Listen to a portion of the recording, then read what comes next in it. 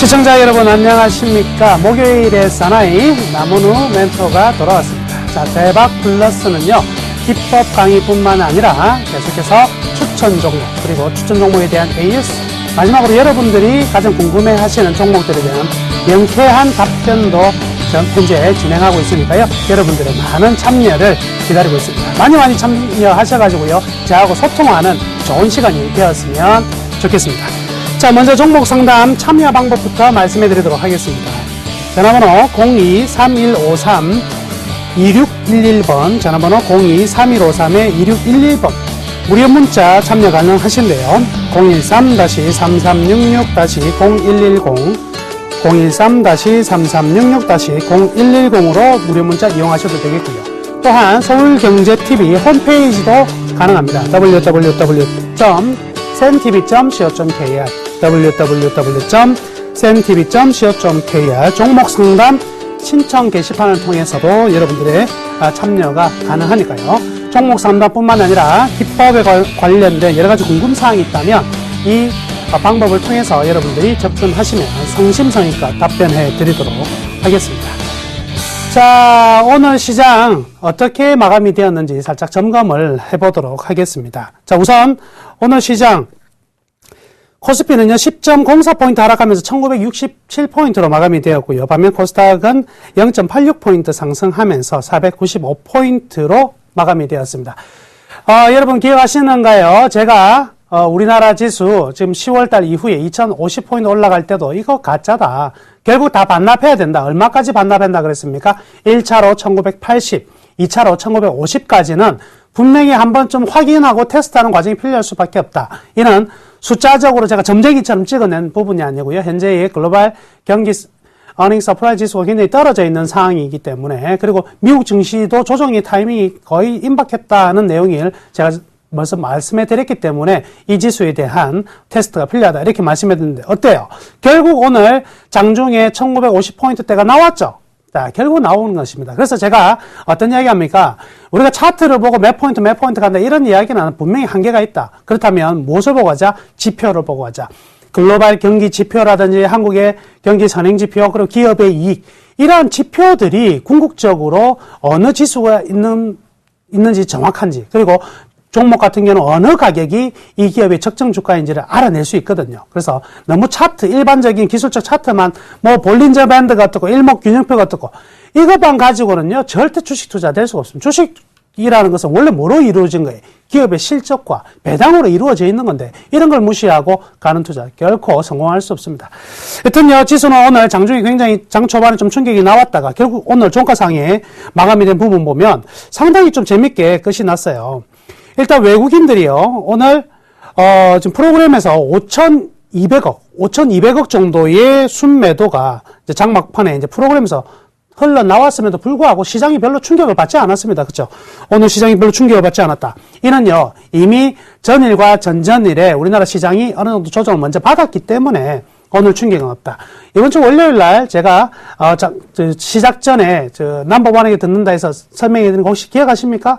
선물 만기일 날 충격은 없을 것이다. 근데 정말 중요한 거는요, 바로 내일과 월요일입니다. 선물 만기에 별 충격 없이 살짝 보내주게 해놓고 정작 내일과 그리고 월요일 같은 경우 투기적인 외국인들의 선물 배팅 나올 수 있거든요. 그래서 월요일, 화요일만 지나고 나면 기뻐하십시오. 여러분들이 기대하고 기다리던 드디어 지수 바닥이 통과되는 모습을 다음 주 기대하실 수가 있겠습니다. 그래서 너무 걱정하지 마시고요. 여튼 오늘 시장의 흐름은요, 아무래도 선물 만기다 보니까 거래소는 선물 충격을 받았고 반면 코스닥 같은 경우는 충격을 받지 않는 흐름들이 나타났다. 이렇게 보시면 되겠습니다.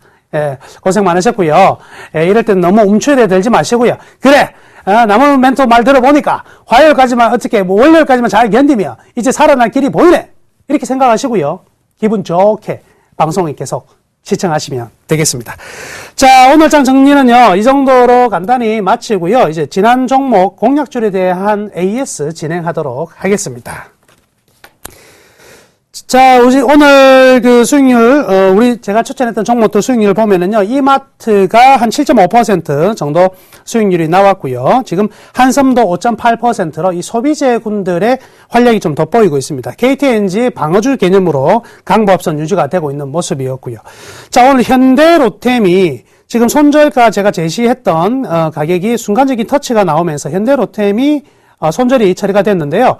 현대로템 같은 경우 지금 신주다 보니까 장중의 변동성이 굉장히 큽니다. 그러다 보면 순간적인 터치 가격들 나타나고 있는데요. 자, 오늘 화면을 보고 계신 분들은요, 로템이 우리 포트에서는 손절이 나갔지만은요, 일단은 계속 보유하시길 바라겠습니다. 제일 중요한 포인트가 이 31,100원이었거든요. 이 31,100원을 오늘 다시 올려놓았습니다. 이 포인트, 즉, 전저점을 깨지 않은 부분이 나타났고 양봉으로 마감이 됐다는 점 충분히 기대 가치가 좀 커진다 이렇게 설명해 드릴게요. 따라서 현대로템 매도하지 마시고 계속 보유합니다. 자, 기타 포스코 ICT 시장의 영향을 좀 받고 있는 모습인데요. 그리고 DGB 금융지주 역시 마찬가지입니다. 그래서 오늘 DGB 금융지주 같은 경우에도요, 장 초반에 굉장히 약세였는데 장 막판에 좀 끌어올리는 모습도 확인했죠. 역시 저가 매수세 확실히 유입되고 있는 부분이고요.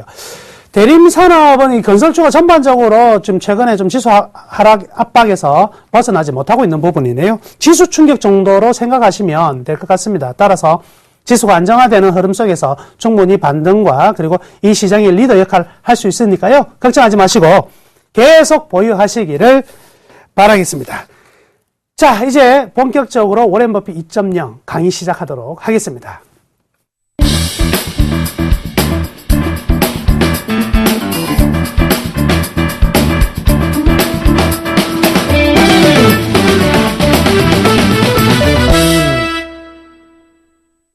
자, 최근에 환율 이야기가 굉장히 많이 나오고 또 뭐 자동차나 IT 관련해서 엔저 현상이 가속화가 됨으로 인해서 굉장히 위험해지지 않느냐 이런 이야기 많이 나와서 환율에 대한 특집을 또 한번 준비해 봤습니다. 그동안 환율이 어떻게 생겼는지에 대한 이야기는 저 앞에서 했거든요. 그러면 실제로 우리가 이 시장을 이해할 때 환율을 어떻게 이해해야 되나 이에 대한 설명을 해드리겠습니다. 자, 우선 우리가 환율 이야기를 나올 때 제일 먼저 출발하는 게요. 우리나라에서 환율에 영향을 줄 수 있는 요인들을 한번 보자고요. 우리 국내의 환율에 영향을 주는 요인들이 이제 어떤 게 있느냐. 우리가 이제 지금 환율이 계속 이제 바뀌고 있는데 왜 이러한 환율이 변화가 생기느냐. 결국 뭐예요? 최근에 이제 환율에 따라서 종목들이 굉장히 많이 이제 급등락이 되고 있는 부분이 있거든요. 그러니까 시청자분께서 만약에 환율과 민감한 종목을 가지고 계신다면 오늘 이 시간 절대 놓치면 안 되겠죠. 그리고 내년도 분명히 환율이 떨어질 건데 그럼 여기에서 주도주가 어떻게 나오는 건지에 대한 필요도 꼭 필요하거든요. 그러니까 환율에 대해서 사람들은 이건 안단 말이죠. 이게 예를 들어서 제가 현대차를 좀 주식증권에 추천했는데요. 그 26만 원 할 때요. 사람들 막 그때는 환율이 가면 N 고였습니까? N 저였거든요. 그런데 막 N저에 대한 이야기 전혀 안 나오죠. 그러다가 다 떨어지고 나니까 22만원대, 23만원대에서 N저 영향 이런 이야기를 한단 말이죠. 지나고 나서 가면 그때는 며칠 전에는 N 고였고 지금은 N저다. 아니죠. 이 환율에 민감한 부분들, 굉장히 중요한 부분들을 대부분의 전문가들이 환율이 어떻게 움직이는조차도 몰라요. 그냥 환율이 떨어지고 있구나. 안 좋아지겠네. 이 정도 가지고는 안 되죠. 왜? 우리는요. 우리 여러분들하고 저하고 이 코너 제목 대박 플러스 대박만 내는 게 아니고 대박에서 플러스 내자 이거잖아요. 대박을 넘어서 비욘드 대박인데 남들하고 똑같아가지고 되겠습니까? 그래서 제가 이런 거 탁 집어드리잖아요. 오늘 이 시간 통해서 환율 끝. 남들이 환율이 어쩌고 저쩌고 하면 하하 너 놀아라 그래. 너 이거 아니 한마디만 살짝 던져주시고 그럼 깜짝 놀란다고. 물어보면 가르쳐주면 안 되죠. 왜? 우리 공부한 시간이 있는데 거저 가르쳐줄 수 없다. 반드시 오늘 기억하십시오. 그러니까 우리나라 환율에 영향을 주는 요인, 제일 먼저 1번, 환율에 어떤 영향을 주나? 이거죠. 무역수지. 무역수지가 제일 먼저 될 것이고요. 두 번째는, 자, 외국인의 투자입니다. 외국인의 투자. 이 부분이 있고요. 먼저 상세히 설명드리기 전에 세 번째. 자, 금융기관 차입들이 또 있습니다. 그죠? 금융기관의 차입. 이런 것들이 존재할 수 있고요. 네 번째, 조선, 건설의 수주 증가. 그리고 다섯 번째가 하나 더 있는데요. 이게 이제 한국은행의 시장 개입입니다. 한국은행의 시장 개입. 이 다섯 개 요인이요, 실질적으로 우리나라 환율에 영향을 주는 가장 큰 요인이라 이렇게 볼 수가 있어요. 그럼 이 다섯 개의 요인들을 보고 우리가 환율이 어떻게 변하느냐, 이걸 이제 판단할 수가 있는데요. 문제는 환율이 지금 떨어지니까 이 기업들의 실적이 안 좋아, 수출주들이 전부 다 안 좋아지겠지, 이 정도의 생각 가지고는 안 된다, 이거예요. 환율이 떨어지는 구간에서도 주가가 올라갈 수 있는 이유가 있고요. 그리고 환율이 떨어지고 나서 기업의 실적이 안 좋아지는 게 있고, 그러니까 항상 시차라는 게 존재를 하는데 이 시차에 대한 개념을 전혀 모르고 있기 때문에 그렇습니다. 자, 이제 한 개씩 한번 짚어 나갈게요. 그러면 제일 먼저 이야기한 게 무역수지죠. 자, 무역수지라고 이야기를 한다면 우리나라 수출이 어떻게 해요? 수출이 뭐보다 많으면, 수입보다 많으면, 예? 달러로 나가는 것보다 달러로 들어오는 게 많네. 그러니까 시중에 어떻게 달러가 철철 넘치게 되죠. 달러가 흔해진다. 달러보다는 뭐가 부족하죠? 원화가 더 부족한다. 달러가 이만큼 해지고 원화가 작아지게 되니까 어떻게 해요? 원화 가치가 올라간다. 우리 잠깐 기억합시다. 환율이라는 게 어떻게 계산한다고요? 예를 들어서 1,100원. 1,100원의 달러예요. 그래서 이게 1,500원이 된다. 지금 이제 환율 떨어지고 있으니까 떨어지는 라인으로 그대로 설명해 드리면 1,100원이 1,000원이 된다. 그러면 요 앞에 걸 가지고 이야기를 하는 거예요. 1,100원이 1,000원 됐으니까 이게 어떻게 떨어졌다. 이걸 어떻게 해요? 환율 하락한다. 이렇게 이야기가 될 것이고요. 1달러로 1,100원으로 1달러로 바꿀 수 있었는데 이제는 1,000원만 줘도 1달러로 바꿀 수 있죠. 원화 가치가 어떻게 된다? 원화 가치가 상승 또는 절상. 원화 가치가 올라갔으니까 발로 달러와 가치는 어떻게 돼요? 가치는 하락. 그래서 달러와 가치 평가 절하 이렇게 이야기를 하는 거예요. 결국 뭐냐면 시장의 수요 논리에서는 어느 게 많아지면 상대평가는 귀해지는 거죠.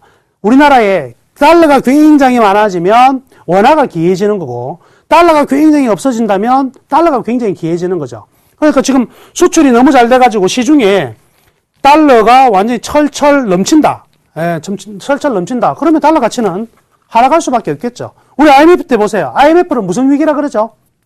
외환 위기라고 합니다. 그러면 그때는 우리나라 경제의 위기가 아니고요.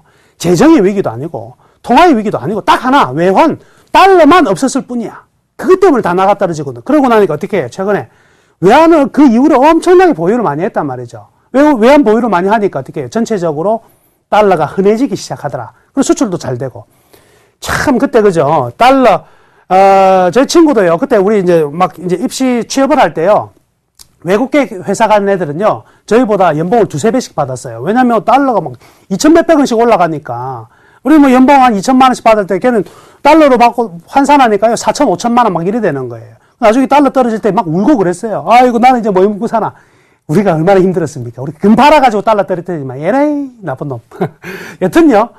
달러가 흔해지면 달러 가치는 떨어질 수밖에 없다. 수출이 잘 되면 역시 떨어지게 되겠죠. 달러가 철철 넘치니까 원화가 가치가 올라갈 것입니다. 환율이 떨어진다. 두 번째 케이스가 지금 방금 뭐라고 얘기했냐면 외국인 투자자라고 그랬죠. 외국인 투자자. 자, 여기 외국인 투자자 이 부분을 보면은요. 여기 이제 외국인들이 우리나라 들어와서 여러 가지 투자를 합니다. 땅도 살 수 있고요. 그죠? 땅도 살 수 있고, 그리고 제일 많이 사는 게 채권과 주식인데, 우리는 금융 쪽으로 이야기를 하니까, 채권과 주식이다. 채권과 주식을 사는데, 그럼 외국인들이 딱 보는 거예요. 한국 시장이 앞으로도 괜찮을 것 같아. 괜찮을 것 같으면 이쪽으로 돈이 들어오겠죠. 그러면 우리나라는요, 외국인 달러로 주식을 살 수가 없어요. 달러를 어떻게 해야 됩니까? 달러를 원화로 바꿔야 될 거 아니에요. 그렇죠? 원화로 바꿔야지만 주식으로 사겠죠. 주식으로 산다. 역시 투자 대상이 충분히 좋은 환경이라면 돈을 계속 가져올 것이고, 좋은 환경이 아니라면 돈이 계속 빠져나갈 것입니다. 자, 이 부분은 이제 외국인들이 어떻게 되느냐, 외국인들이 유입이 많이 되느냐, 안 되느냐. 이 부분은 지난번에 한번 설명했죠. 여기 주가에 영향을 미치는 부분은 두 개가 병행이 돼서 따로 나갈 수 있는 부분이 있다. 지난번에 상세히 설명해 드렸거든요. 그래서 오늘은 요거는 제외하고요. 여튼 외국인 투자자가 자금을 많이 가져오게 되면 달러를 다시 원화로 바꿔야 되니까 어떻게 해요? 원화 가치가 올라가고 달러 가치가 하락한다. 이렇게 볼 수가 있겠습니다. 이게 이제 기본적으로 이제 두 가지 정도가 될 것이고요. 또 이제 세 번째가 이제 뭐라고 표현할 수 있느냐? 자, 금융권에 외환 차입이 있습니다. 외환 차입. 자, 이게 뭐냐면 우리 이거 한번 기억하시자고요. 2004년 5년에 부동산 가격이 어떻게 됐습니까? 어마어마하게 올라간. 그죠? 그때는 가면 우리가 전부 다 돈이 호주머니 너무 많아가지고 집 사러 다녔습니까? 그건 아니에요. 어떻게 해요? 은행에서 돈을 빌려가지고 집을 막 샀다. 그래서 집 한 채 가지고 있는 사람이 집을 담보로 잡혀가지고 돈을 만들어서 또 분양을 받고 거기에서 또 새끼를 까고 이랬죠. 그때 다 누구 돈을 한 거예요? 은행에서 빌려서 한 돈이다. 그렇죠? 그럼 은행은 앉아가지고 돈만 계속 찍어내가지고 빌려줄게 이렇게 되는 건가요?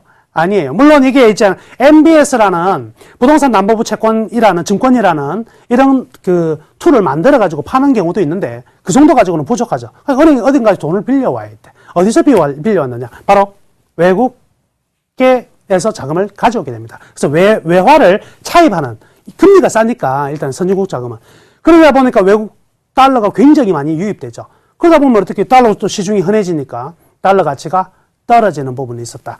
그래서 나중에 이제 부동산 가격이 막 떨어지기 시작하니까, 그죠? 금융위기 때문에 그 부동산 가격이 떨어지기 시작하니까, 이제는 어떻게 되냐면, 빌려왔던 달러들을 막 이제 갚아줘야 되겠죠? 이러면서 금융주들이 내려앉는 거예요. 그러니까 금융주가 어떻게 되냐면, 미국도 마찬가지겠지만, 건설 경기가 나빠지고 한다면, 대출 나갔던 부분에서 여기서 리스크가 생기기 때문에 전체적으로 꽉 내려앉는 이런 구조를 가지게 되는 거죠. 그래서 금융권의 외환 차입이 많아진다면, 달러가 유입이 많아지겠죠? 그러면은 가치는 어떻게 해요? 가치는 떨어진다. 자, 요 부분 있고, 요 부분 한번 체크할게요. 자, 앞에 두 개, 한 1분 전에 이야기했는데 기억이 나실지 모르겠는데, 첫 번째가 뭐였어요? 첫 번째가 무역수지다. 최근에 우리나라 무역수지 계속적으로 흑자예요, 적자예요? 흑자네. 그럼 2007년에도, 2006년에도 흑자였어요, 적자였어요? 흑자였네. 그래서 유입이 굉장히 많이 되었어요. 지금도 많이 유입이 된 거고. 그러니까 외국인 투자자들, 올해 들어와서 많이 들어왔죠? 계속해서 들어오고 있단 말이죠. 그죠? 자금이 들어왔네. 요것도 똑같아요. 자, 3번. 이게 과연 2007년하고 지금하고 똑같느냐? 왜 2007년하고 비교하냐면 2007, 8년처럼 환율이 계속 떨어져가지고 우리나라 지수가 또 폭삭 내려앉는 거 아니냐? 여기에 대한 우려를 제가 있는 게 아니냐라는 이야기를 해드리는 거예요. 그러면 지금 현대차나 삼성전자를 보면서 과거에 2006년, 5년, 6년, 7년 환율 떨어질 때 현대차, 삼성전자, 하이닉스 주가 하나도 못 갔거든요. 오히려 떨어졌어요. 1500포인트, 2000포인트 올라가는 동안에 주가가 떨어졌거든. 그러니까 또 환율이 떨어지니까 현대차 이거 죽는 거 아니냐 이런 생각을 하고 있기 때문에 그게 아닌 내용들도 있는데 거기에서만 동일하게 생각을 하기 때문에 다른 내용을 비교하자 이거예요. 자, 지금 금융권 차입이 외환 차입이 늘어나고 있을까요? 안 늘어나고 있을까요? 최근에 집값 올라가요? 사람들이 은행에서 돈 빌려가지고 집 사고 합니까? 안 하네. 그러니까 은행이 돈이 지금 뭐예요? 남아서 문제다. 맨날 전화 와가지고 돈 좀 빌려가세요. 전화 오는 게 그런 전화죠. 돈이 남아서 문제지 부족해서 문제가 아니다. 이 부분은요, 과거 2007년하고 지금 현재하고 굉장히 다른 부분입니다. 그러니까 이 부분에 대한 충격은 없다 이래 보시면 되겠네요. 자, 네 번째가 이제 건설조선업의 수주가 증가되는 건데, 야, 이게 오늘 강의의 하이라이트예요. 오늘 강의의 하이라이트는 바로 건설조선업의 수주입니다.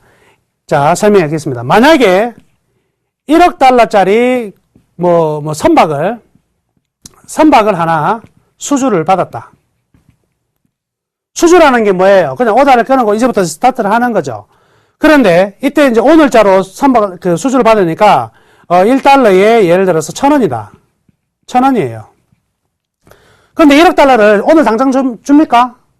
발주한 회사에서 1억 달러 바로 줄 테니까, 이거 만약에 배 만드는데 5년 걸린다 봅시다, 5년. 5년 걸리는데 오늘 당장 줘요? 안 주죠. 일부밖에 안 줄 거라고. 그리고 돈은 5년 동안, 1, 2, 3, 4, 5년 동안 이렇게 끊어서 줄 거란 말이죠. 그러면, 잘 보세요. 지금의, 만약 예를 들어서 어떤, 이게 현대조선이다. 현대중공업이다. 현대중공업 입장에서, 한번 잘 보겠습니다. 현대중공업 입장에서는 지금 당장 1,000원을 받으면 1억 달러면 1,000억을 받을 수가 있는데 1년씩 이렇게 지나가면서 받으니까 만약에 한 4년 차쯤 됐을 때 만약에 1달러가 극단적으로요 500원 한다. 그러면 이때는 남는 거 있어요 없어요? 손해보네. 그쵸? 달러가 환율이 쭉 떨어지면 나중에 돈 들어올 것들이 굉장히 원화로 환산했을 때는 손해를 볼 수밖에 없다고요. 여기에서 그럼 손해 안 볼 수 있는 방법이 무엇인가? 이걸 아셔야 됩니다. 그러면 이렇게 떨어지는 것에서 손해를 안 볼 수 있는 방법이 뭐냐? 바로요. 우리가 자 이거 한번 봅시다. 주가가 떨어질 것 같아. 주가가 막 떨어질 것 같은데 요거를 갖다가 방어하기 위해서 할 수 있는 방법 어떤 게 있을까요? 어떤 걸 이용하면 된다? 선물이라는 걸 이용하면 되죠. 선물과 또 뭐 있죠? 옵션이라는 걸 이용하게 되는데 선물만 방어하기 위해서 선물을 이용한다. 그러면 선물이라는 것을 사야 돼요? 팔아야 돼요? 선물을 산다는 것은 올라가는 데 베팅하는 거거든. 주식을 가지고 있다. 올라가는 데 베팅한 거죠. 떨어지면 주식으로도 떨어져. 선물로도 눈탱이. 선물은 더 많이 왔죠. 레버리지가 훨씬 크니까. 그러니까 주가가 떨어질 걸 대비해서 선물에다가 발을 싹 떨어지는 거에다 베팅을 살짝 해두는 거예요. 그래서 선물을 매도를 하게 됩니다. 이러한 선물이 결국 결국은 또 주식하고 연결이 많이 되어 있는데 선물을 자꾸 파는 사람이 많으면 주가가 또 어떻게 돼요? 오늘 보세요. 외국인들 선물 4천 개씩 5천 개씩 때리니까 현물이 어떻게 해요? 외국인들 현물이 빵 나오면서 주가가 떨어지잖아요. 선물이 계속 떨어지면 주가도 떨어지잖아요. 이게 답입니다. 자, 이 현대중공업은 이 배를 수주를 받음으로 인해서 앞으로 돈이 계속 들어올 거거든. 들어오는데 이 가치가 떨어지면 안 되잖아요. 그러니까 이 시점 4년, 5년, 3년, 2년 환율이 떨어질 걸 대비해 가지고 2년 뒤에 선물을 뭐냐면 매도, 3년 뒤에 거도 매도, 4년 뒤에 거도 매도, 5년 뒤에 거도 매도하는 이렇게 단계적인 매도를 해나가게 되는 겁니다. 이게 이제 이런 단계적으로 끊어가지고 전부 다 해지를 걸어버려요.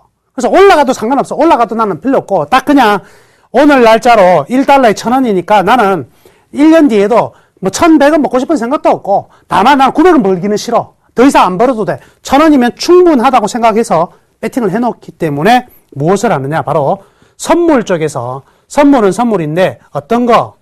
통화니까 선물환을 매도하게 됩니다. 선물환을 매도를 해놓으면 어떻게 되죠? 주가 만약에 환율이 아무리 떨어져도 여기에 매도 쳐놓은 부분 때문에 이익이 이렇게 발생하는 거죠. 그러니까 일정하게 딱 포지션을 제로로 만드는 손실 제로, 이 해지로서 확실히 위험을 제거하는 이런 방법이 나오죠. 그러면 선물안이 적정 수준으로 나오면 되는데 선물안이 계속 매도가 되면 아까 말씀해드렸죠. 주식시장에서 선물이 계속 매도가 나오면 현물이 어떻게 되더라? 현물이 떨어지더라. 그러면 환시장에서도 선물안이 계속 매도가 되면 선물환의 현재의 가격이 뭐냐면 현물환이거든요. 현물환? 이 현물환이 뭐예요? 이게 지금 환율이에요. 환율. 그러면 선물환의 매도가 계속 나타나면 환율은 어떻게 되는 거예요? 환율은 떨어지는 거네. 그러면 여기에서 우리가 하나 지금 생각해 볼 게 있네요. 어떤 거를 생각을 해보냐면 현재 그러면 향후에도 조선 건설 경기가 굉장히 좋아지면 환율은 어떻게 될까요? 떨어지는 거야. 자, 환율이 떨어져서 조선과 건설업이 좋아지는 게 아니라 조선과 건설업의 화랑이 환율을 떨어뜨리게 만드는 거고 환율이 그렇게 떨어지게 되면 피해를 입는 게 바로 일반적인 수출 회사들. 그쵸? 아무래도 환율이 과거에 수출 회사들 같은 경우에는 환율이 떨어지게 되면 당장 굉장히 힘들어질 수밖에 없습니다. 예를 들어서 이렇게 한번 보자고요. 현대차가 자동차를 2만 달러에 팔았어요. 한 대를 2만 달러에 팔았다. 근데 지금 당시에는요, 환율이 예를 들어서 1,000원이에요. 1달러다. 그러면 2천만 원에 팔았거든요. 근데 환율이 만약에 이제 그대로 2만 달러인데 나중에 500원으로 떨어졌다. 그러면 차 한 대 얼마입니까? 1,000만 원에 팔아야 되는. 남는 거 있을까요? 남는 게 없다. 그쵸? 그러니까 환율이 떨어지면 수출하는데 굉장히 어렵죠. 만약에 2만 달러에 팔아가지고 내가 1,000달러를, 예를 들어서 1,000달러를 남겼어요. 그러면 1,000원이니까 100만 원을 남겼거든요. 근데 이때 가서 1,000달러를 남겨봐야 50만 원밖에 안 남으니까 환율 떨어지는 족족 환율이 10% 떨어지면 이익이 10% 떨어지는 이런 환경이 되잖아요. 이러다 보니까 깜짝 놀라는 거예요. 자, 그러면 자, 이렇게 한번 보자고요. 무역 수지가 좋아져. 무역 수지가 좋다. 이게 뭐냐면 국내 수출 기업이 수입보다 결국 더 좋은 환경이 되고, 그러니까 보세요. 요쪽이 좋고, 요쪽이 굉장히 지금 좋은 상황입니다. 또 외국인 투자자가 유입이 되고, 그죠? 유입이 되고요. 또 건설, 조선의 수주가 증가되고, 그럼 여기까지만 한번 보자고요. 여기까지만 딱 보면, 우리 금융권의 그 차이가 없다 그랬죠. 여기까지만 딱 보면, 자, 경기가 좋아지고 있는 국면이에요? 안 좋아지고 있는 주가가 올라가는 국면이에요? 안 올라가는 국면이에요? 주가가 올라갈 수밖에 없죠. 무역 수지 좋겠다. 뭐 외국인 투자자 들어오겠다. 건설과 조선 수주가 다 좋겠다. 이러니까 전체적으로 시장이 다 좋을 수밖에 없다고. 요게 원인이 되어가지고 이제 문제는 환율이 지속적으로 하락을 하게 되면 이제 건설이나 조선 같은 경우는 이미 해지를 다 해놔서 문제가 없을 건데, 이제 지속적으로 하락하면 이제 수익의 임계점이 도달한단 말이죠. 임계점이 도달하면 이때부터 실적이 나빠져요. 그러니까 여기까지는 같이 모든 산업이 올라가다가 여기서 탈락하는 것들이 나타나기 시작해요. 이게 뭐냐면 이제 수출, 환민감주, 환율에 이제 민감한 기업들이 탈락을 하는데, 이 대표적인 뭐예요? 이게 우리가 제일 우려하는 게 뭐죠? IT. 두 번째가 뭐예요? 자동차. 야, 그러면은 이거 큰일 났네. IT나 자동차나, 그리고요, 우리나라 지금 요게 빠질 수가 없죠? 화학. 요 3인방이 이제 문제가 생기는 거예요. 그러면 나머지는 올라가고 요 종목들은 탈락하게 되는데, 자, 그러면 이제 큰일 났네. 지금 나무는 멘토 말을 들으니까 건설 수주, 조선 수주도 지금 조선 수주가 지금 조금씩 나오고 있죠, 계속. 나오고 있는데 환율이 계속 떨어져. 외국인 투자자도 들어와. 야, 그러니까 IT와 자동차는 끝났네. 그래서 자동차 폭삭 내려앉았어요. 폭삭 내려앉고 있는데 이거 어떻게 되나? 자, 우리는 한 가지 잊고 있다. 무엇을 잊고 있나? 요거를 잊고 있어요. 학습 효과를 잊고 있다. 지난번에 2007년, 2006년에 환율 하락하면서 삼성전자와 현대차, 하이닉스 세 종목이 제일 많이 죽었거든요. 남들 전부 다 홈런 치는데 그때 이 세 종목 중에 한 종목을 가지고 있는 사람은 속에 천불이 났어요. 왜? 기업들이 이익을 전혀 내지 못했던 이런 상황이었거든요. 그런데 이번에 환율이 또 떨어지면 얘네들이 또 똑같이 그렇게 두들기 맞을까요? 안 맞는다. 환해지라는 것을 한다. 지금 그때 우리 환율이 급락하고 나서 다시 급등할 때 우리나라 코스닥 기업들이 태산 LCD 같은 기업들 완전 나가 떨어진 이유가 뭘까요? 그때 뭐 있었다? 무슨 사태? 혹시 기억나요? 키코라고 낙인 나가웃. 요거 이 금융권에서 은행에서 그냥 기업들 그냥 아무것도 모르는 사람들한테 팔아먹어가지고 기업들 그냥 다 내려앉았죠. 자, 이번에 가면 환율이 떨어졌다 또 급등하면 키코 사태 또 일어나나? 안 일어난다고 한 번 더 경험을 해봤기 때문에. 그래서 지금 현대차나 IT나 이런 수출 민감주들은 환율의 지속적인 지금요 떨어지는 속도는 이제부터는 줄어요. 1,500원에서 1,000원까지 떨어질 때 속도가 얼마예요? 1,500원에서 1,000원까지면 약 한 35%까지 떨어진 거죠. 1,000원에서 700원까지 갈 때는요 1년 만에 못 가죠. 30% 떨어지려면 몇 년 걸린다. 안 올지도 몰라요. 어떻게 환율이 떨어지는 속도가 이렇게 떨어졌다가 지금부터는 이렇게 떨어질 거 아니에요. 아시겠습니까? 그러면 환율에 대한 리스크는 여기에서 뭐가 됐다? 반영이 되고 실제 여기서부터는 크게 반영이 안 된다. 이미 기업들은 준비를 해 나가고 있다. 그리고 삼성전자, 현대차 같은 기업이 환 때문에 휘청휘청할 것 정도는 지금 아니죠. 그래서 충분히 다변화가 되어 있다. 삼성전자는 원래 외환 자체가 종류를 다 들고 있어요. 삼성전자 전 세계 안 파는 데가 어디 있습니까? 다 파니까 거기서 들어온 통화는 거기서 통화로 그대로 상계 처리를 해요. 아시겠습니까? 루마니아에 팔았다 가면 루마니아 돈 들고 있단 말이죠. 그러니까 전혀 상관이 없죠. 현대차 같은 경우에도 가장 이제 민감한 거는 어떤 거 있습니까? 알래바마 공장, 해외 공장에서 돈 다 벌거든요. 그런데 현대차가 딱 하나 리스크가 있죠. 삼성전자보다 더 많은 리스크가 딱 하나가 있어요. 어떤 거? 유일하게 못 팔아먹는 나라가 하나가 있어. 일본에서 못 팔아먹으니까 현대차는 항상 무슨 돈이 쪼달린다? 예, 엔화가 쪼달려요. 엔화가 쪼달려요. 예, 그래서 현대차와 자동차 부품은요, 딱 일본의 달러보다는 엔화에 굉장히 민감해요. 엔화에 민감한 하니까 현대차 같은 큰 기업은요, 벌써 엔저에 대한 리스크를 전부 다 해지하고 있거든요. 자, 여기서 하나 팁을 드리자면, 여러분들이 자동차 부품주 중소형 기업을 가지고 있다면, 오늘 당장 그게 재무제표 안으로 들어갑니다. 들어가서 얘네들이 이 엔화에 대한 해지를 어떻게 해나가는지를 반드시 주석을 통해서 체크를 하세요. 이게 안 돼 있으면은요, 의도하지 않는 뻥뻥 손실들이 막 발생할 거라고. 현대차는 볼 필요가 없습니다. 알아서 다 해지를 하고 있으니까 걱정 안 하셔도 되겠습니다. 그러니까 이제 이 얘기 나와가지고 시장에 막 공포감이 쌓일 때요, 저라면 어떻게? 반대로, 그래, 공포감 많지, 팔아! 나는 살게! 이렇게 들어갈 수가 있습니다. 왜 이런 현상이 나타나는지 이 현상에 대한 내용을 이해를 하고 있으면은요, 이런 단순히 엔저다, 공포다, 이렇게 나오는 게 아니고, 결국 엔저든 환율이 우리나라 강세를 보이는 거는 앞에 세 가지 요건에 의해서 우리나라 전체적으로 어떻게 좋아지고 있는 기반이죠. 이게 좋아지면 내수도 늘어나고, 그러면 내수 판매량이 부족한 건 뭐예요? 자동차 이번에 내수 판매량 부족한 게 우리나라 경기가 좋아지면 내수 판매량도 어떻게 늘어나게 되는 거죠. 종합적으로 생각을 해야 되는데 단편적으로 엔저니가 현대차 죽었네 이렇게 판단해서는 안 된다. 자, 마지막 이제 한국은행의 시장 개입이 있습니다. 시장 개입. 이게 뭐냐면 한국은행이요, 우리나라가 달러가 철철철 넘치게 되면 시중에 환율이 너무 이제 많이 급락을 하잖아요. 그러면 한국은행이 달러를 이렇게 거두어 들여요.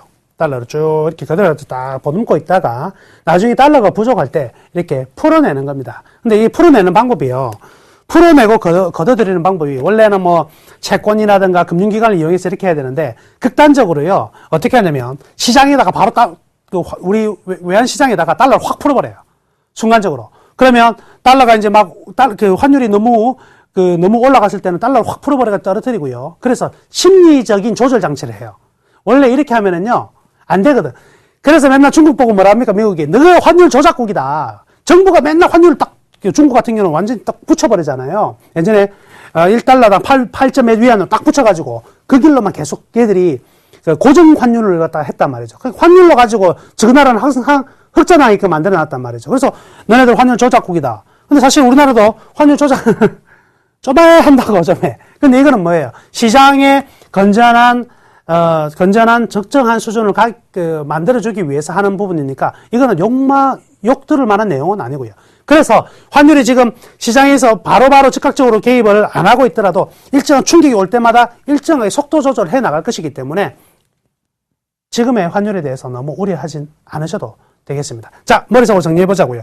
결국 이제 결론이 나왔는데 어떤 결론이 나왔냐면 환율이 떨어지는 이유는 무역 수지가 좋기 때문에 그렇고 외국인 투자자가 유입이 돼서 그렇고요. 그리고 조선 건설 등의 해외 대규모 수주들이 들어와서 그렇고, 그러면 별로 나쁜 내용은 없다. 환율이 떨어질 때는 좋은 내용을 가지는데 환율이 계속 떨어졌을 때 기업별로는 분명히 차별화가 될 건데 우리나라 대형주들은요, 환율에 대한 리스크를 너무 많이 가져갈 필요는 절대 없다 이렇게 말씀을 드릴게요. 대신에 중소형주들은요, 철저히 이 환율에 대한 손익 구조를요, 여러분들이 계산을 해내야 됩니다. 그래서 중소형주가요, 투자를 잘하면 대박인데 투자를 잘못하면 또 굉장히 위험할 수밖에 없다 이렇게 볼 수가 있겠습니다. 자, 오늘은 환율에 대한 내용들 이 정도로 정리를 하도록 하겠습니다. 이제부터 여러분들이 궁금해하는 종목 상담을 진행하도록 하겠습니다.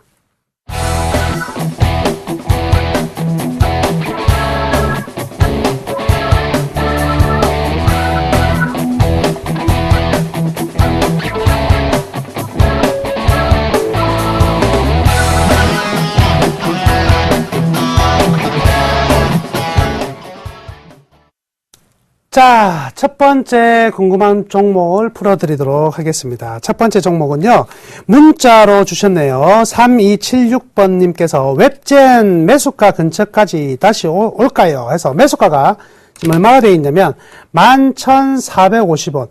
11,450원이면요, 자, 이거 한번 찾아볼게요. 이 가격 찾기도 힘드네요. 이 정도 가격인데요. 아마도 매수를 하신 지가 2012년 말 정도에, 한 10월 달 정도에 매수를 하신 것 같습니다.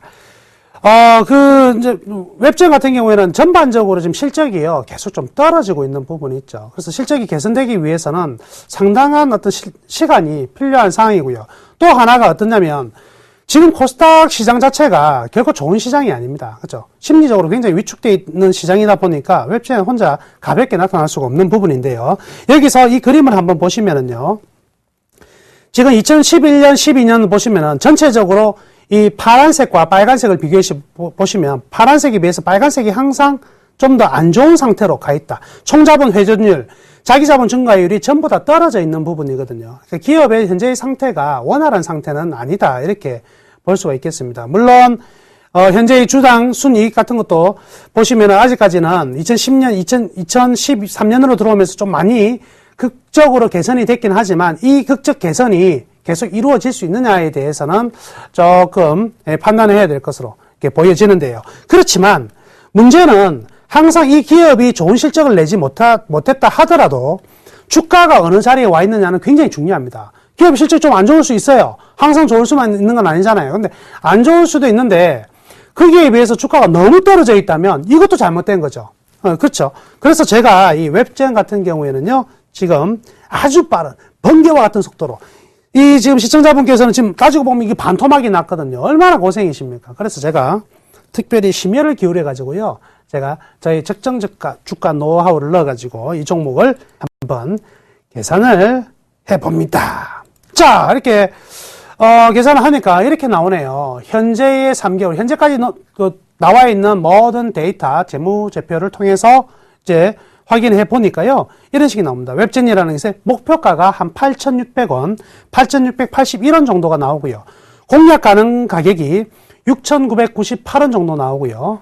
손실제로 매수가가 6,100원 정도가 나오는데, 그러면 다시 한번 차트로 보면은요, 지금 현재 가격이 7,140원이니까 아까 공략 가격이 6,900원 정도 나온다 그랬잖아요.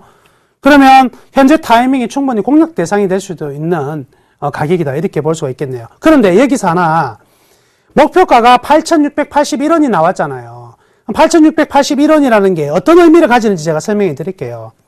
8,681원이죠. 8,681원. 야, 여기 근처에 한번 왔다 갔습니까? 안 왔다 갔습니까? 여기 근처에 10월 달에 한번 왔다 갔죠? 이때가 매도 가격이 바로 나오잖아요. 8,600원이라는 게 아까 찍었잖아요. 이 8,600원이 가지는 의미가 뭐냐면은요, 바로 이거예요. 지금의 이번 분기까지의 이익과 자산으로 평가해 봤을 때 이 회사의 목표가가 8,600원이다. 그러면 여기에서 더 가격이 올라가서 10,000원, 11,000원, 12,000원 올라가기 위해서는 그 다음번에도 어떤 현상이 벌어져야 돼요? 이익이 계속 늘어나줘야 돼요. 자, 그래서요, 이번 타이밍, 좋은 타이밍을 한번 놓쳤네요. 일단은 계속해서 기업의 실적이 좀 늘어나는 걸 확인하고 가져가야 될 것 같은데요. 지금 일단 매도할 수 있는 타이밍은 지났네요. 좀 보유를 하시고요. 비중이 그래도 많지는 않으니까 다른 종목들 가지고 좀 이렇게 수익을 내는 방법을 같이 찾아보시면 되겠습니다. 정 힘드시면은요, 저한테 전화 주시고요. 그러면 이 다른 종목들과 이 종목을 어떻게 이제 우리가 만들어 갈 건지에 대해서 제가 좀 설명해 드리도록 할게요. 여튼 웹젠은요, 가만히 있지 마시고 롤링을 하자. 8,600원 오면 무조건 한 번쯤 잘라주자. 이렇게 먼저 말씀해 드리도록 하겠습니다. 자, 두 번째 시청자 전화 상담 연결하겠습니다. 전화 받아보겠습니다. 여보세요? 여보세요? 반갑습니다. 예, 반갑습니다. 예, 너무너무 반가워요. 예, 반갑습니다. 어떤 예. 종목이 궁금하셔서 전화를 주셨습니까? 근데 너무 속상해서 죽겠어요. 요즘 장시장이. 예. 말할 수도 없이 속상해요. 아, 속상하시죠? 예. 근데 뭐 주식이라는 게요, 항상 뭐 올라가고 떨어지고 계속 하는 거니까요. 너무 속상해 하지 마시고, 마음을 좀 이렇게요, 좀 느긋하게 가지시고, 대신에요, 예. 이번 이렇게 시청자분만 속상한 게 아니고 다 속상하거든요. 그렇죠. 이럴 때 있잖아요. 정신만 예. 바짝 차리면 됩니다. 정신만 바짝 차려가지고. 어쨌든 지수는 다음에는 언젠가 한 번 올라갈 거 아니에요. 예. 올라갈 때 확실히 벌면 되죠. 저는 항상 이제 고스톱 가지고 얘기를 많이 하는데, 예. 고스톱 못 치는 사람은 어때요? 패가 좋은지 안 좋은지도 모르고 무조건 점수 내려고 하니까 크게 두들겨 맞고, 잘 치시는 분들은요, 패가 안 좋았을 때는 좀 잃어줍니다. 그죠? 예. 패가 좋았을 때 어떻게? 점수는 무진장 많이 낸단 말이죠. 예. 시청자분과 제가 앞으로도 해야 될 게 뭐냐면 바로 이거예요. 장세 떨어지는데 돈 못 번다? 제가 저는 신이 아니거든요. 장세 떨어지면 우리도 같이 맞고 있자. 시청자분처럼 저도 맞고 있는 거예요. 대신에 예. 어떻게? 장이 살아날 때는 이 맞은 거에 몇 배로 갚으면 되잖아요. 그러니까 너무 걱정하지 마시고요. 예. 걱정하지 제가요. 마시고 힘을 가져봅시다. 팔 예. 뒤에도 많이 붙었고, 안 팔았더만은 이렇게 다 미끄러지니까 더 속상해서 죽겠어요. 예, 맞아요. 예, 올라갔다가 다시 떨어지면 그게 더 속상하거든요. 예. 그런데요, 예. 항상 지난 거를 잊자고. 이제 지수 바닥 다 왔어요. 다 왔으니까 이제부터 새 출발을 새로운 포트로 어떻게 만들어 갈 것인가. 예. 예, 힘내시고요. 예. 예. 자, 어떤 종목이죠? 저기, 금호석유가요. 네. 98,000원에. 금호석유를 10%고요. 98,000원에. 20%고요. 예, 예. 또, 저기, LG 이노텍 있죠? 예, 예, 예. 그게 88,000원에 20%예요. 오, 그래요. 그러면은, 이제 전화 끊으시고요. 그럼 제가 금호석유하고, 예. 오늘 뭐예요? 오늘 개 타셨습니다. 종목 두 종목이나 그냥 서비스가 나가네요. 아유, 감사합니다. 야, 이거, 예, 축하드립니다. 예, 이런 날이 다 있네요. 예. 축하드리고요. 일단요, 결론만 말씀드리면 좋은 종목입니다. 예. 예, 예. 안심하셔도 될 것 아이, 같습니다. 감사합니다. 상세히 설명해 예. 드리도록 하겠습니다. 예. 네. 자, 우선 금호석유 98,000원이면은요, 충분히 잘 사신 것 같습니다. 제가 이제 어떤 이야기를 하냐면, 과거에 있잖아요. 이게 우리 위대한 투자자의 벤자민 그레임이라는 사람이 있는데, 이 사람은요, 이 넉마주의 투자예요. 주가가 땅바닥까지 오지 않으면 절대 사지 않아요. 그래서 완전히 땡바닥에 바닥에 걸쳐있는 것만 탁 담는 이런 투자가 벤자민 그레임이었는데, 그의 제자가 바로 워렌 버핏이거든요. 그 워렌 버핏은요, 그런 투자를 처음에 하려고 하다가 나중에 시즈캔디라는 회사를 인수하면서부터 바뀌었어요. 어떻게 바뀌었냐면, 그 해당 기업을 충분하게 그리고 적정한 가격에 사는 게 중요하다고 이렇게 얘기를 합니다. 싸게 사는 게 중요한 게 아니라 적정한 가격에 사서 고평가가 되면 파는 게 워렌 버핏의 방법인데, 지금 금호석유는요, 현재 우리나라 이 정유업종 전체적으로 석유 정유업종은 전부 다 저평가예요. 지금 가격이면 충분히 살만한 가격. 물론 이게 최저가일지는 모릅니다. 그러나 지금 가격이라면 시청자분께서 충분히 살만한 가격에 좋은 가격에 적정하게 사셨다. 이렇게 보시면 되겠습니다. 일단요, 매도는 아무리 짧아도요, 11만 5천원 정도 보겠습니다. 11만 5천원 정도까지, 11만을 넘기는 수준까지 충분히 가능하고요. 단기간으로 보지 마시고 내년 상반기까지 정도 좀 봐가면서 좀 끌고 가자. 물론 우리 금호석유 가지고 단타 치는 건 아니잖아요. 좀 끌고 가면 SK이노베이션, 금호석유 전반적으로 다 상승이 가능하니까요. 계속 보유하시기를 바라겠습니다. 그 다음에 LG 이노텍 말씀해 주셨는데요. 자, 요즘에 지금 LG 이노텍이 매수가가 지금 현재 88,000원으로 말씀하셨는데요. 이거는 조금 매수한 이후에 떨어지고 살금살금 이제 올라오고 있는 상황이잖아요. LG 이노텍은 이 애플과 굉장히 밀접한 상황입니다. 그래서 지금 휴대폰 앞으로 어떻게 될 것인가 이런 이야기들 많이 나오는데요. LG 이노텍 또한요, 이 LG 그룹 전체가 저평가다 이렇게 보시면 돼요. 그래서 굉장히 빠른 속도로 올라가지는 않겠지만은요, 시청자분께서 사신 금액까지 올라가는 거는요, 순식간에 올라가요. 순식간에 올라가니까 조금만 참으시고요. 이런 바닥에서 막 이렇게 먼저 매도하고 그러시면 안 됩니다. 계속 보유하시기를 바라겠습니다. 자, 다음 문자 상담 한 종목 더 하도록 하겠습니다. 자, 한화케미칼이네요. 한화케미칼 문자 5222님께서 많이 떨어져서 걱정입니다. 향후 전망이 어떨까요? 매수가 24,150원, 그리고 24,150원, 그리고 비중 20%. 이 대박 플러스와 주식 승차 안 보십니까? 제가 이 한화케미칼 하면 제가 느낌 좀 알잖아요. 제가 추천한 종목 아닙니까? 그리고 제가 22,000원 넘어갈 때 뭐라고 했냐면, 한화케미칼 다음 2만원 다시 오나 안 오나 두고 보라고 제가 이랬었는데, 2만원이 왔죠. 2만원이 깨졌습니다. 못 팔고 팔아야 될 가격에 산 게 너무 안타깝습니다. 그러나, 명심하십시오. 지금부터는 더 이상 떨어질 가격이 없습니다. 사실은 2만원 오나 안 오나 두고 봐라 했던 이유는 2만원 오면 어떻게 하라는 이야기, 사라 이야기거든. 그래서 지금 가격은 나왔습니다. 하나케미칼은 하나의 최고의 종목이 될 겁니다. 보유하는데 전혀 상관없으니까요. 계속적으로 보유하시고요. 하나케미칼 이 종목 가지고 승부를 보려면은요, 빨리 전화하세요. 이 종목 가지고 우리 18,000원에 사가지고 2만원 이상에서 팔고 다시 2만원 기다렸는데 지금 가격이 다 왔잖아요. 그런데요, 이건 아셔야 됩니다. 가격은 완전 바닥인데 개미들을 떨궈내기 위한 마지막 과정이 며칠은 더 지나갈 거예요. 이 고비만 넘기시고 20%는요 그대로 보유하세요. 근데 24,000원까지 다시 올 수 있습니다. 안타깝네요. 한번 팔아주고 샀으면 훨씬 좋았을 건데 조금 아깝습니다. 자, 오늘 시청자 여러분들의 종목 상담은 여기서 마치도록 하겠고요. 이제 이번에는 내일장 공략주 소개해드리는 시간을 갖도록 하겠습니다. 검색창에 샘플러스를 입력하시고 전문가 방송에 접속하시면 서울경제TV 특급 전문가들이 여러분의 포트폴리오와 수익률을 책임집니다. 주식 투자 샘플러스와 함께 하십시오. 무엇을 사야 될까요? 참 어려운 장세입니다. 이럴 때일수록 있잖아요. 제가 이익을 보고 달려가지 말고 자산을 가지고 저평가 종목을 공략을 하자 이랬는데요. 요즘 시장에 제일 화두가 되고 있는 종목입니다. 제일 화두가 되고 있는 그룹이라고 해야 되겠네요. 두산인데요. 두산의 어떤 기업이냐? 두산인프라코어를 가져왔습니다. 최근에 보면 두산중공업은요. 두산중공업은 참 진짜 최악입니다. 이거 주가가 끝도 없이 떨어져요. 지금 뭐 3만원 깨지는 판이고 이랬는데 두산인프라코어는 상황이 좀 달라지고 있어요. 달라지는 이 포인트. 왜 두산중공업은 이렇게 급락을 하고 있는데 두산엔진도 급락을 하고 있는데 두산인프라코어만 지금 바닥을 터닝할까? 여기에 대해서 중요한 포인트를 설명해 드리고 여러분들이 투자를 함으로써 이익을 좀 내시라고 추천 종목을 선정했습니다. 자, 우선 두산인프라코어 어떤 기업이냐? 과거 이제 대우종합기계죠. 굴삭기 등의 건설 중장비 전문 회사인데 건설 중장비가 두 가지가 있어요. 중대형 뭐 굴삭기라든가 큰 포크레인 이런 거 있죠.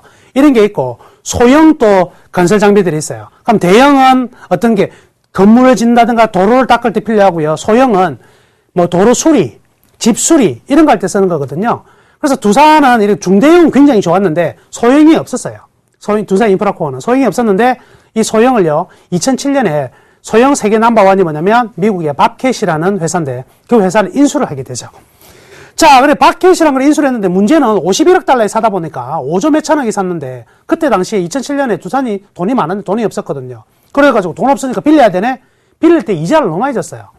그래가지고 그 밥캣 하나 인수 때문에 두산그룹 전체가 흔들리는 이런 상황이 왔었거든요. 그러다 보니까 어떻게 이제 유상증자, GDR 발행을 통해 가지고 자금을 유치하게 되는 거죠.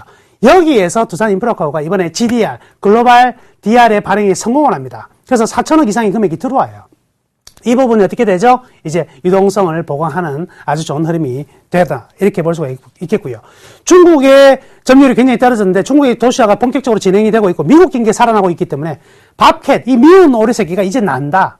우리나라에 세 개의 기업을 인수해가지고 미운 오리 새끼가 3마리가 나는데 첫 번째 한 마리가 나르는 게 하이닉스예요. SK가 하이닉스를 매수한 이후에 하이닉스가 날고 두 번째 나르는 게 있어요. 그게 뭐냐면 하나가 큐셀을 인수했는데 큐셀이 나는 거예요. 세 번째 남아있는 게 뭐냐? 두산의 밥캣입니다. 밥캣만 올라가면 미운 오기 3인조 다 날아가는 거예요. 자, 매출액, 순이익 전반적으로 보면 꽤 좀 많이 떨어져 있는 부분이지만 이제 터닝 포인트가 지금 와 있다 이렇게 보시면 되겠네요. 최악에서 이제는 통과해 나가는 상황이다. 자, 제일 중요한 건 밸류에이션입니다. 지금요 이익자산 가중주가가 평균이요 15,000원 정도 나오는데 손실제로 매수 가격이 얼마 나옵니까? 손실제로 매수 가격이 1,883원 나옵니다. 그러면 11,000원이면 손실제로거든요. 그래 지금 현재 가격이 얼마냐? 11,000원이죠. 두산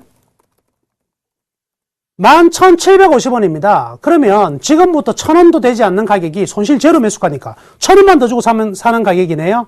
예, 겁날 게 없겠습니다. 자, 11,750원. 지금에서 가격에 충분히 들어가셔도 되겠습니다. 11,700원에 매수하셔가지고 기본적으로 아직은 반등이 나오는 자리니까 장기간 끌고 와도 괜찮은데 롤링을 좀 해서 수익 더 벌어보자. 그래서 13,000원에 일단 목표가로 잡겠습니다. 그리고 손절 가격은요, 시장 및 이번 분기 이익의 충격이 발생할 경우에는 10,000원을 깰 것이니까 그 정도는 손절가로 설정을 하시면 되겠습니다. 모쪼록 두산인 브로커가 여러분들의 수익을 올리는 가장 좋은 종목이 되었으면 하는 바람을 가져봅니다. 자, 오늘 대박 플러스는요, 여기까지 하도록 하겠습니다. 다음 주 목요일에 다시 뵙도록 하겠습니다. 힘내시고요. 파이팅! 상한가 3방 팍팍팍 맞으시길 바라겠습니다. 감사합니다.